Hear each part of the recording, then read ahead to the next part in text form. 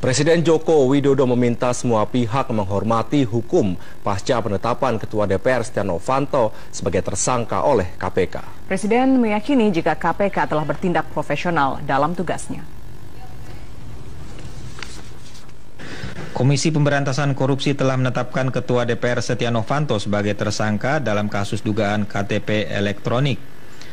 Pihak istana menanggapi atas penetapan Setia Novanto ini.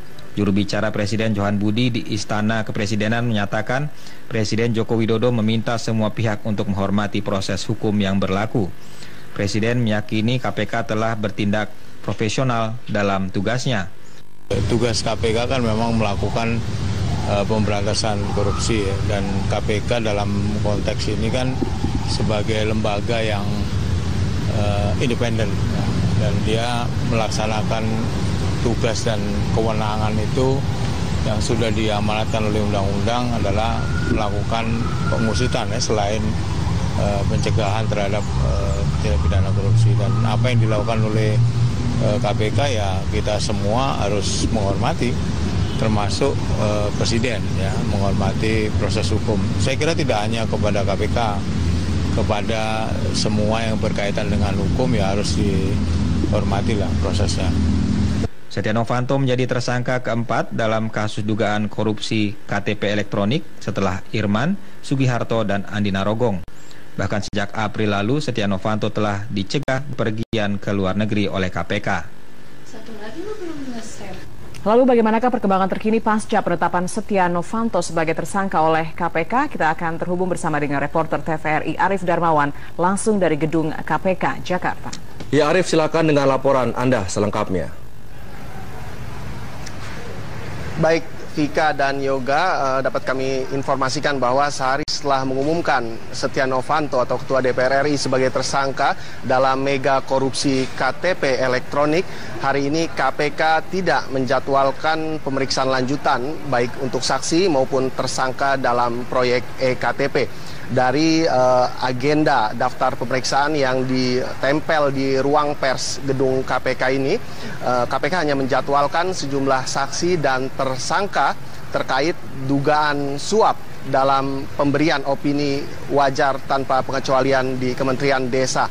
Dan memang belum ada juga keterangan resmi terbaru KPK terkait dengan penetapan status Ketua DPR Setia Novanto dalam korupsi EKTP ini. Namun dari pantauan kami sejak pagi hingga siang hari ini, sore hari ini, tadi ada sekelompok orang yang menamakan Korps Cinta Tanah Air memberikan sebuah papan yang berisikan ucapan terima kasih dan juga dukungan kepada KPK yang telah menetapkan Setia Novanto, Ketua DPR RI, sebagai tersangka dalam dugaan korupsi EKTP.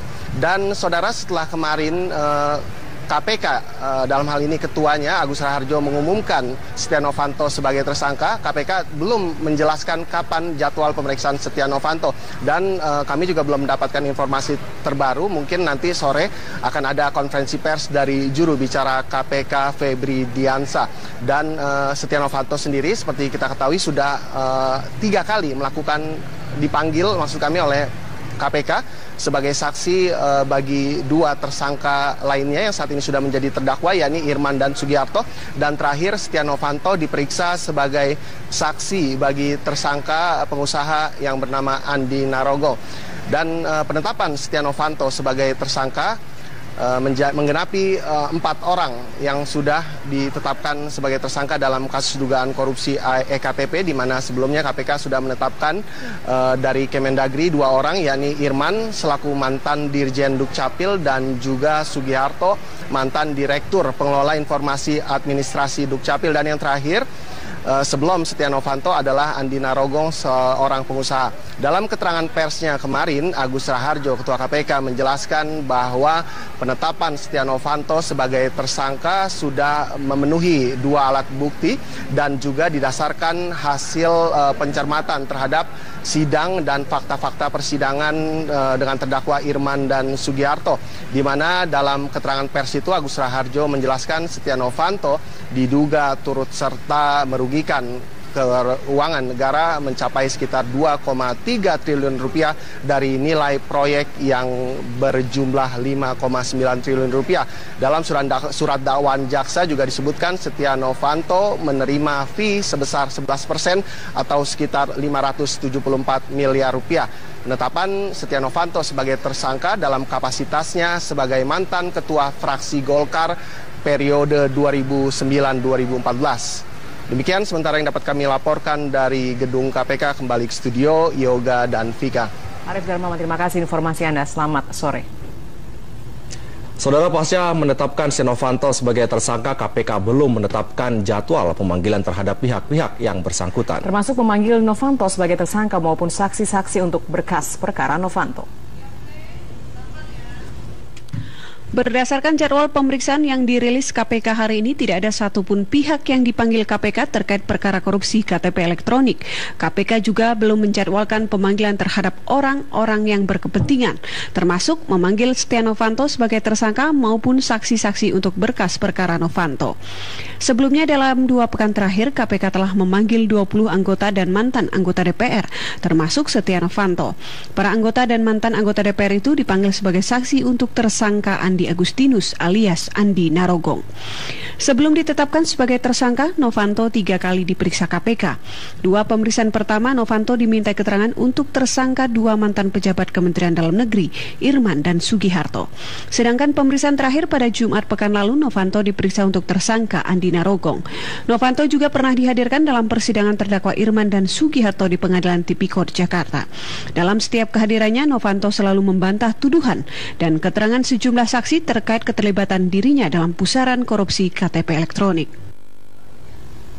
Setia Novanto ditetapkan sebagai tersangka keempat dalam perkara kasus korupsi KTP elektronik. Penetapan Novanto sebagai tersangka melengkapi 3 klaster besar dalam pusaran korupsi KTP elektronik yang diincar KPK. Sebelum Novanto ditetapkan sebagai tersangka, ada 3 tersangka yang telah lebih dulu ditetapkan, Irman dan Sugiharto, mantan pejabat Kementerian Dalam Negeri dan pengusaha Andi Narogong. Penetapan Novanto sebagai tersangka keempat melengkapi 3 klaster besar dalam pusaran korupsi KTP elektronik yang diincar KPK. Dari unsur pemerintah diwakili Irman dan Sugiharto, dari unsur swasta diwakili Andi Narogong, dan dari unsur DPR diwakili Setia Novanto. Dalam jumpa pers Senin kemarin, Ketua KPK Gus Raharjo memastikan penetapan Novanto sebagai tersangka berdasarkan bukti-bukti kuat. KPK menduga Novanto memiliki peran besar melalui Andi Narogong dalam proses perencanaan, pembahasan anggaran dan pengadaan KTP elektronik. Bersama sejumlah pihak, Novanto diduga telah mengkondisikan konsorsium tertentu sebagai pemenang tender proyek KTP elektronik yang akhirnya dimenangkan konsorsium PNRI. Dalam surat dakwaan Irman dan Sugiharto, nama Andi dan Novanto disebut bersama-sama melakukan tindak pidana korupsi. Bersama terdakwa Irman dan Sugiharto, Ketua Konsorsium PNRI Isnu Edy Wijaya, Ketua Panitia Pengadaan Derajat Wisnu Setiawan, serta Sekjen Kementerian Dalam Negeri Diah Anggraini. Ditetapkannya Novanto sebagai tersangka masih ada 3 nama, Isnu Edy Wijaya, Diah Anggraini, dan Derajat Wisnu Setiawan yang masih bebas dan sampai saat ini masih berstatus sebagai saksi.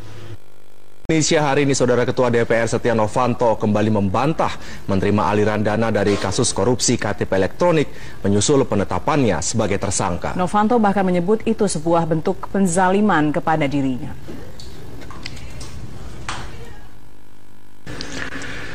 Dalam jumpa pers yang digelar di gedung DPR RI Senayan, Jakarta, Setia Novanto kembali menegaskan dirinya tidak menerima aliran dana dari kasus korupsi e-KTP. Ia juga mengaku kaget dengan putusan status tersangka atas dirinya. Dia menyebut soal tuduhan yang mengatakan dirinya menerima uang sebesar 574 miliar rupiah dalam kasus mega proyek itu sebagai sebuah penzaliman. 174 bersama Saudara Andi Narogong, mohon bahwa saya tidak pernah menerima karena uang itu 574 itu besar sih, bukan main. Mungkin bagaimana cara transfernya, bagaimana menerimanya, bagaimana juga wujudnya. Jadi tentu ini saya mohon betul-betul bahwa jangan sampai kami terus dilakukan adanya penjoliman terhadap diri saya. Seperti diketahui, Novanto ditetapkan sebagai tersangka oleh KPK. Novanto dituduh menggunakan tangan orang lain, yaitu Andi Agustinus alias Andi Narogong yang kini juga telah berstatus sebagai tersangka. Disebutkan KPK, peran Novanto itu dimulai sejak proses perencanaan, pembahasan anggaran, hingga pengadaan barang dan jasa. Seluruhnya dikerjakan Novanto melalui Andi.